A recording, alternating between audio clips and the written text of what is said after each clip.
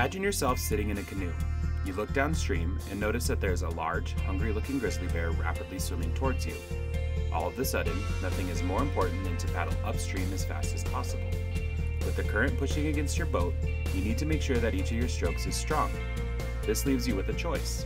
Do you focus on paddling with deep and strong strokes, or do you just paddle as quickly as possible?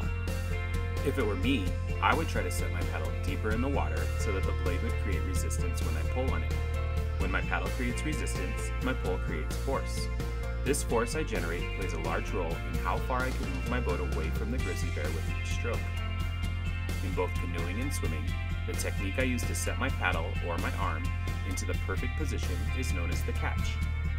The catch is the moment in a stroke where a swimmer's arm creates the most resistance against the water. In freestyle, this occurs when the swimmer's arm moves into a vertical position. When this happens, it allows a swimmer to actually push their arm against the resistance of the water.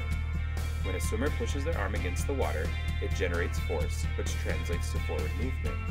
Every swimmer catches at some point in their stroke, but the best swimmers catch water in the area directly in front of their shoulder in an area known as the power zone. In the Catch Part 1, we introduced the hinge drill, which was designed to help a swimmer move their forearm into a vertical position within the power zone.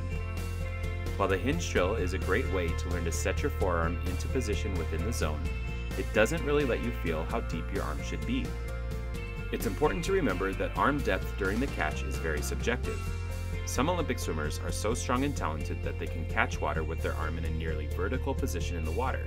However, for most swimmers, this is not advisable. Therefore, the general rule is for the forearm to enter a vertical position while the elbow is still in front of and slightly lower than the shoulder. This puts the swimmer's arm in the sweet spot where it is easiest to generate resistance against the water. The best way to find your sweet spot is with weighted elbow pop drill. This drill uses gravity as a tool to help you position your arm within the sweet spot in your power zone. Find a weight between 1.5 and 2 pounds and a buoyancy tool like a fitness alignment board. Start by holding the alignment board in one hand and extend your arm in front of you. Hold the weight in your other hand and extend your arm forward so that you are in Superman position. Pause briefly and then hinge your arm so that it enters a vertical position in front of your shoulder.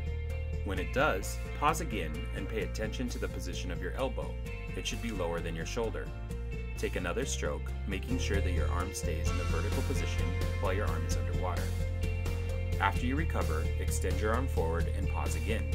If your elbow was lower than your shoulder during your catch, try to replicate that first movement.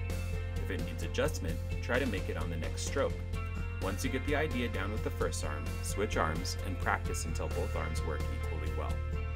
Anytime you practice a specific swimming technique like the weighted elbow pop drill, make sure that you focus on doing only one thing at a time. In this case, focus on moving your forearm into a vertical position while it's in front of and lower than your shoulder. The key to the freestyle catch is making sure that you set your forearm in a vertical position as early as possible in your stroke. This allows you to both maximize the time and force that you can push your body forward. Once you can do this, you'll be swimming faster and more efficiently, which might just come in handy the next time you need to escape from a hungry grizzly bear. If you'd like help with this drill or any other in this series, or you'd just like to have your stroke analyzed, please visit us at any Swim Labs location. We'd love to help you learn to swim fast, faster.